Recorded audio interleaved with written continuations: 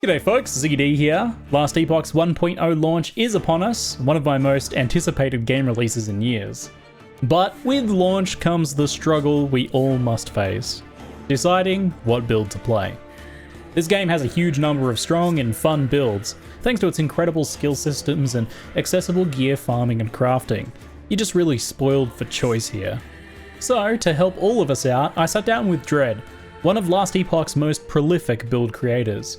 Seriously, this guy has made just about every build in the game at this point. Well, we worked together to narrow down to our top 3 recommendations for well-tested, fun, strong and easy to gear starter builds. Each of these builds has strong leveling setups and low gear requirements. If they use any uniques, the build works well without them, and they're typically easily target farmable. So nothing that's going to require you to join the Merchants Guild and trade. They're also all proven in high corruption endgame echoes, as well as against tier 4 dungeon bosses. We had a lot of options from Dread's list of builds, so we were able to pick some things that really checked all the boxes. So first up is my personal favourite, the Lightning Blast RUNEMASTER. I love this skill and I love Arc. This is your Tanky Arc Spellcaster. The classic beginner's build from Path of Exile is in Last Epoch, and in a big way. This MAGE RUNEMASTER uses Lightning Blast for both great pack clear and also excellent single target damage scaling in a pretty interesting way. That's because not only does it chain between enemies, making for, very comfortable targeting, but it also chains to you with the closed circuit in the skill tree. When you zap yourself, it empowers you with increased damage and critical strike chance for a few seconds, with no cap. And so, by scaling cast speed, this build can get most of its damage that it ever needs from this feature alone, making the rest of your gearing and everything else much easier and much more flexible. And since more zaps are more betterer, this build also uses Frostwall with the Lightning Rod and Charged Pylons nodes to get extra passive Lightning Blast casts. Frostwall also debuffs enemies a bunch and provides an extra way to regain mana by walking through it, very handy. Runic Invocation is used as a movement skill here thanks to the Enigma node, classic reference there, along with some nice extra buffs from the skill too, of course. It's pretty much the cooler teleport. Flame Ward is obviously used for a lot of extra defense on demand. Every mage build ever can't be wrong after all. And finally, there's some very interesting tech here in the static skill. In addition to its own damage, it triggers Lightning Blast with the Unlimited Power node. This is much stronger for single target damage. You stand next to the boss and cast static, dealing lots of lightning damage, in addition to triggering Lightning Blast on top of your Frostwall also triggering Lightning Blast. There's a lot of zaps going on there. Do note though that this advanced single target setup requires 2 mage idols that give 5 static charges per second, allowing you to trigger Lightning Blast at least once every second. Don't stress though if it takes you a while to find these, because the setup isn't really necessary early on, only for high-end bossing. So for playstyle, while clearing, you'll simply just run and Lightning Blast, zap everything down, with some Runic Invocation for teleports and Flame Ward if things get dicey. You can drop Frostwall on tougher enemies and packs, but it's likely not necessary most of the time.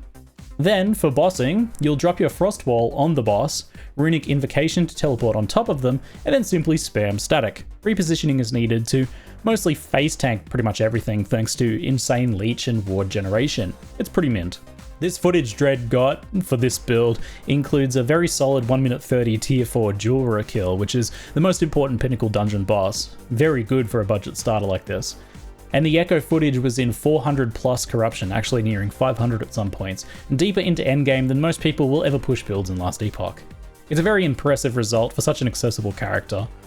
So to scale this build, you get cast speed on your wand, offhand and gloves, and you can also use the extremely common Isidora's Tomb Binding belt to get more in just the belt slot. You don't even care that it's a set item, it's just such a good belt in its own right. It's not normally possible to get cast speed in the belt, so that's really helpful. In addition to that, it gives a ton of armor too, which is great. Another common item this build can use is the Invoker's Static Touch Rings too if you want. These give a bunch of ward and flat spell damage, making all that scaling we get much more effective. And since the closed circuit buff gives crit chance, you can also pick up some critical multiplier to ramp your damage to the next level. Other than that, make sure to just keep an eye out for additional levels to Lightning Blast in the helmet slot. That's always good for any build. Besides that, your main goal is to get as much life, resistance, and other defensive stats as you can. The only really chase item in this build is the target farmable Twisted Heart of Ukeros relic. This drops from the boss of the Reign of Dragons timeline, in both normal and empowered monoliths. It's a little rare, yeah, but it lets you scale your defenses up to really the next level by converting your health into ward whenever you cast a spell, which thanks to all that cast speed is happening a lot. Now that may not sound that good, but consider that you can life leech off of those same casts to refill that life. In the end, the net result is kind of like having ward leech, which is very powerful. You'll regularly see in this footage extremely large amounts of ward building up. It's a massive defensive layer. I've played a build similar to this in the past myself, and it's quite the banger defensive setup. Long term, you'll need to get that necessary life leech from completing the Black Sun timeline and choosing a spell damage leech blessing. But before that, there's no real problem because you can just use the Avarice gloves, which come from an early campaign quest guaranteed. If you don't know about this, the quest Urza's Ledger takes about 2 minutes and it has you grab a ledger and then give it to either Artem the Gambler or Urza themselves. You want to make sure to give the ledger to Urza to get the Avarice gloves, an insane leveling item that works well into endgame until you get your Leech Blessing going. If you give the ledger instead to the Gambler, you'll get an amulet that gives life gain on crit. It's good on some builds, but not as good as Avarice gloves here, so make sure to pay attention when turning in this quest. It's definitely an important one to know. Leveling this build with Lightning Blast is great too, and it's always nice when you can basically play your actual build right away. You can supplement with Mana Strike set up for mana regain, and then a little bit of Glacier action for burst damage. You're basically online right away and just uncovering more and more power as you go. So make sure you get those Avarice gloves from the Ledger quest, and everything else is straightforwards. Cast speed, spell damage, health, and resistances. Links to Dread's full and detailed build guides, the build planners and dedicated leveling guides for this and both of the other builds will all be in the description below, so make sure to check those out. Dread's also sworn an oath to me personally that he'll swiftly update and make any changes after launch as needed to account for any unforeseen changes that happen in the game. The good news is here though that we don't really expect any major changes to any of these builds. That's part of why we chose them. So time for the next build, and for this one we had to get a spin to win build in here, right? We just had to. It's an action RPG staple at this point. And in this case, the Flame Burst Smite Warpath Paladin happens to be a pretty damn explosive and spicy take on this theme of spin to win. This is a no unique item build that can dominate tier 4 Jura and 400 corruption. This build spins, and it wins, by rapidly triggering fiery explosions and smiting fire beams from the heavens. What more can you want, right? The Holy Aura skill has the sub-skill called Flame Burst, an explosive trigger that deals fire damage every 5 or so attacks. Now Flame Burst is pretty strong, but it's not quite enough by itself, so this build also smites enemies thanks to the Winds of Justice node in Warpath. Smite is a spell in its own right with its own skill tree that does a lot of fire damage and also heals you if you're nearby. Since it's got its own tree, you can also invest into it for lots of extra damage scaling. What really makes this damage pop off though is Warpath's Cyclone of War, which gives 10% base crit with a sword and 100% fire penetration with a scepter. Crazy amount. And this build uses both, of course, dual wielding. These damage buffs can cause both Smite and Flame Burst to deal a ton of extra damage. That's some very juicy synergy there, but there is more. The Javelin skill can be converted into a banner with Battle Standard. The banner gives you some added toughness and damage in its own area of effect, but more importantly, the upgrade node Divine Intervention also has it cast Smite on nearby enemies too. With the Surprise Initiative node, you can also even use the banner as a movement skill to jump to it. Alongside Lunge, that gives you 2 movement abilities in addition to Warpath itself. Lots of freedom of movement on this build, which is great. Finally, Volatile Reversal is a bonus skill for extra damage. It's only really needed for the toughest targets. It gives an attack speed buff and it pulses the enemy, causing them to take increased damage. Keep this skill just in your back pocket for bosses when you need it. This straightforward and powerful setup means that gearing is as simple as using rare or exalted items with attack speed for flame burst triggers and spell damage and spell crit to scale the smites and flame bursts. For the Path of Exile veterans, this is kind of like essentially a cast while channeling spell Cyclone setup. Other than that, cooldown recovery is a very important affix to get for flame burst triggers, and some fire damage scaling certainly doesn't hurt.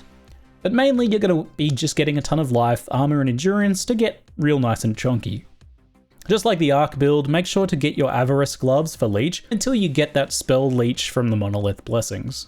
This setup is shown here with no uniques, but that doesn't mean it doesn't have some options. Dread extols the power boost you can get from Throne of Ambition, for example, a unique dropped from the boss of the Stolen Lance timeline. It gives 40% more fire damage and armor, pretty much just straight up, a huge boost to what is already a great build without it. On top of that, you can aim to get the Devotion Amulet for a lot of flat damage per missing mana. Just ignore the lightning part, it doesn't even matter here. Dread estimates that you can get something like double to triple damage with these two items, so it's pretty good longer term goal to shoot for. Leveling's also insanely smooth here, it's basically a racing setup. Dread calls this the best leveling experience he's ever had. You start with a Spiral Hammer throwing setup from around level 1 to 25-ish, and then Javelin with Holy Trail, this is like one of the stronger leveling skills in the game, till around level 60. You can use Lunge for mobility on both of them. At around level 60 you can swap into Warpath when you have just one key item. That key item is a minus mana cost Scepter to use alongside just any old attack speed sword. This is just crucial to get that mana cost of those triggers under control for you. And of course, make sure that you have the quest reward Avarice gloves as well until you get spell Leech blessings from the endgame monoliths. This is a pretty easy milestone to hit to be able to swap into your proper Warpath build at the end. Just flag the minus mana cost mod on your filter. Dread's leveling guide actually even includes a filter already made for you, so check it out. This is the lowest requirement of the three builds in my opinion. It's nice and straightforward to get running with one of the strongest leveling setups in the game. Check it out if you feel like spinning and winning. Our final build of choice here today is a Lightning Wolf Beastmaster, a very powerful and active summoner that sees you fight alongside your Wolfpack. This build is built around the unique helmet Howl of the West Wind, a very common low-level unique helmet. This hat allows you to add your own melee lightning damage to your wolves' attacks, and it makes them much faster and gives them a lightning strike retaliation when they get attacked as well. What's really nice here is that this helmet is extremely easy to eventually get legendary potential on, letting you set a goal to get some additional levels to wolves on it, for example, as well. It can be a pretty insane item with that. Your wolves prioritize attacking what you're attacking, and they stay pretty close to you as a result, making for a build where you really fight as part of the pack here. This is enhanced by using the swipe attack with the Wild Calling node. This triggers an extra attack from each of your wolves whenever it procs. So you swipe, and every few swipes, your wolves all attack with a Spirit Wolf that travels through enemies. This results in some pretty bursty damage here. The build also uses Warcry, Frenzy Totem, and Maelstrom for just a bunch of buffs, including movement speed, massive crit chance for your minions, and some nice regen. On that note, a great thing about the defensive setup for this build is that it stacks a bunch of regen for a very comfortable passive healing setup, and some very nice less damage taken from the Primalist and Beastmaster. A pretty cozy setup indeed. Gearing wise, this build looks mostly for lots of life, armor, and regen, and endurance to make it very sturdy. Do make sure to get added minion melee crit on your chest armor to really enhance your wolves damage though. That's a key one to look out for. And of course, on the weapons, you're trying to get lots of melee lightning damage to take advantage of that Howl of the West Wind. In addition, you want fast weapons so that you can give your wolves lots of extra damage and swipe fast to trigger their extra attacks. You can also scale minion damage on weapons as well as getting debuffs like Armor Shred too. You've got lots of options here for gearing too, because this is also a good build to strength stack on too if you want. It makes your wolves both a lot tougher and deal more damage, so it's very efficient. So this setup's really solid, but long term you can actually pivot if you want this build into the, frankly, very busted Herald of the Scurry helmet to turn your wolves into squirrels. That's the helmet Ziz made. Definitely an option, but this Howl of the West Wind setup is already very strong in its own right, so it's definitely not mandatory to do this. For leveling this wolf build, you'll want to start off with a Thorn Totem setup and slap some sticks on the ground that shoot spikes around. This carries the early game to make leveling a lot smoother really well. Swipe can actually buff your totem damage to crush the early game as well, so make sure to use that alongside it. Once you get your third skill slot, you'll start putting points into wolves until you reach that point where you get the max wolves count. Then you can swap over to your true wolf build. The good news here is that you can actually just straight swap into wolves right away as soon as you get that point where you get all those wolves. You don't actually really need Howl of the West Wind to get started, and Dread tested a setup running into empowered monoliths without it comfortably. It's a pretty dang common item though, so you'll likely be able to target farm quickly from unique helmet echoes and empowered timelines, and that's only if you don't get one by that point. So for those of you who were struggling to choose a build or who wanted something tried and tested to kick off launch with, I hope this video has been helpful. Make sure to visit Dread's channel and check out the amazing work he's been doing over there on Last Epoch builds. And if you want to learn more about Last Epoch's mechanics and systems, along with some pretty important beginner-oriented tips, make sure to check out my other beginner's guides linked in the description as well. Drop us a follow for future Last Epoch videos. Till then though, that's it for now. I'm ZiggyD, and thanks for watching.